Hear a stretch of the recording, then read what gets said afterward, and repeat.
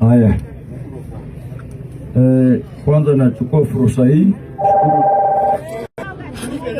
Asante sana Mr. Speaker. Nachukua hii fursa kurudishia Speaker shukrani kwa kunipea nafasi kuongea, na pia natuma rambirambi kwa Mama Aida Odinga, Oburu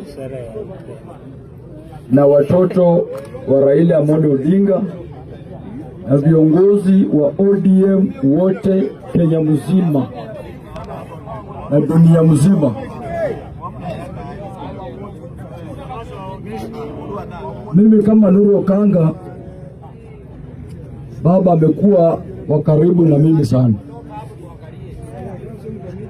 na baba Raila Amolo Odinga alinichukua kama kijana wake. Ningepiga simu saa yoyote baba angeshika na tuongee. Na huyo ndio nilikuwa nimebaki na yeye, kwa sababu baba yangu mzazi ambaye amenizaa nilimpoteza 2001, na nikapata baba ambaye ananijali. Juzi tukuongea na baba akiwa India, akiniambia yeye ako sawa na anarudi Kenya. Akaniambia nisijali. Nikamwambia baba, ninaposikia ukipumua mimi nasikianga mzuri. But saa hii tunaomboleza, tuweke siasa kando.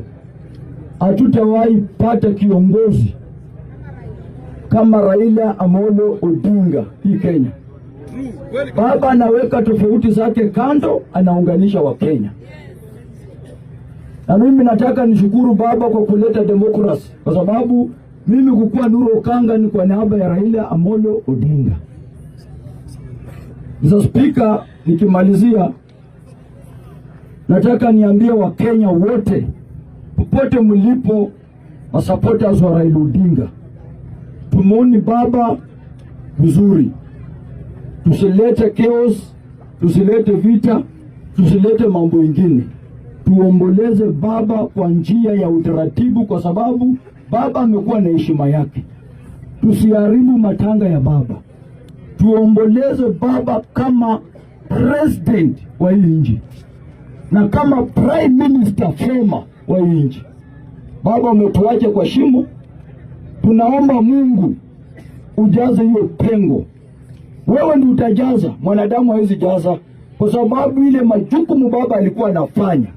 Wewe tu ndio unaweza leta baba mwingine na ajaze hiyo pengo. The rest of my case. Thank you, Mr. Speaker.